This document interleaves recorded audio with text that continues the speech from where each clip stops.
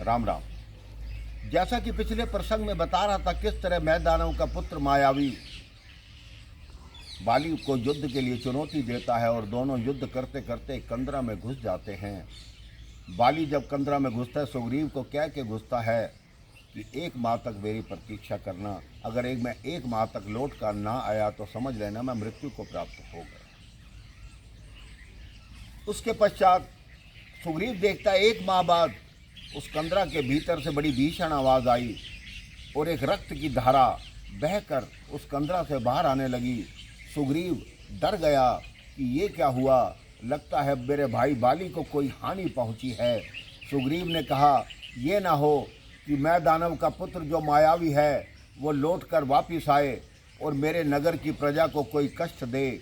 सुग्रीव ने क्या किया, उस कंदरा के मुख पर एक बहुत बड़ा पत्थर लाकर रख दिया जिससे कंदरा के बाहर कोई भी ना आ सके, और रोता हुआ अपने नगर किष्किंधा में वापस लौट आया। जब लोगों ने पूछा क्या हुआ, तो उसने कहा कि बाली ने मुझे 1 माह का समय दिया था, मैं तो उससे भी 4 दिन ऊपर बैठ कर आया हूँ, लेकिन मुझे कंदरा के भीतर से भीषण आवाज़ आई है। मुझे ऐसे लगता है कि उस असुर ने मेरे भाई का वध कर दिया। सुग्रीव रोता रहा। लोगों ने बलपूर्वक ज़बरदस्ती कहा कि किष्किंधा के राज्य को हम खाली नहीं छोड़ सकते, इसलिए तुम यहाँ के राजा बन जाओ। सुग्रीव ने बहुत मना किया, लेकिन लोगों के और मंत्री परिषद के कहने पर सुग्रीव को वहाँ का राजा बना दिया गया और अंगद को, जो बाली का पुत्र था, उसको युवराज बनाया गया।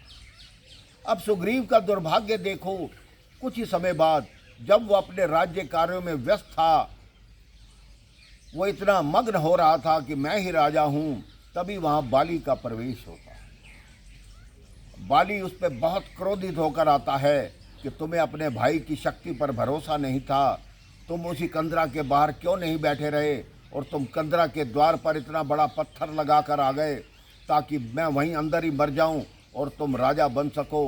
वो सुग्रीव को मारता है कि मैं तुम्हें जीवित नहीं छोड़ूंगा। हालांकि लोग छुड़वाने का बहुत प्रयास करते हैं, लेकिन बाली नहीं मानता। अब बाली उसके पीछे पीछे भागता है, सुग्रीव आगे, बाली पीछे। सुग्रीव सारे लोकों में घूमता फिरा, पूरी पृथ्वी पर घूमा, लेकिन बाली ने कहीं भी उसका पीछा नहीं छोड़ा। अंत में आकर वो किष्किंधा पर्वत पर रुका, जहाँ बाली को अनुमति नहीं थी कि वो किष्किंधा पर्वत पर, ऋष्यमुख पर्वत पर आ सके, क्योंकि उसको मतंग ऋषि ने शाप दिया था। अब आप सोचेंगे कि मतंग ऋषि ने बाली को शाप क्यों दिया। वो इसलिए, एक दिन एक असुर भैंसे का रूप धारण करके बाली के युद्ध के लिए ललकारा। बाली उससे युद्ध करने आया। वो भैंसा इतना बलवान था, बाली ने अपने बल से उसकी दोनों टांगें पकड़ी और घुमाकर बहुत दूर फेंका। उस भैंसे की रक्त की जो बूंदें थी वो जाकर मतंग ऋषि के आश्रम में गिरी। तब मतंग ऋषि ने शाप दिया कि जिसने ऐसा कृत्य किया है, अगर वो ऋष्यमुख पर्वत पर आएगा तो उसके सिर के 100 टुकड़े हो जाएंगे। बाली इस शाप से भली भांति ज्ञात था उसको कि मेरे साथ ऐसा होगा, तभी वो ऋष्यमुख पर्वत पर जा नहीं सकता था। सुग्रीव को भी ये पता था कि बाली ऋष्यमुख पर्वत पर नहीं आ सकता, इसलिए सुग्रीव ने अपने जो भरोसेमंद उसके 4-5 मंत्री थे, उनके साथ ऋष्यमुख पर्वत पर डेरा लगा लिया था।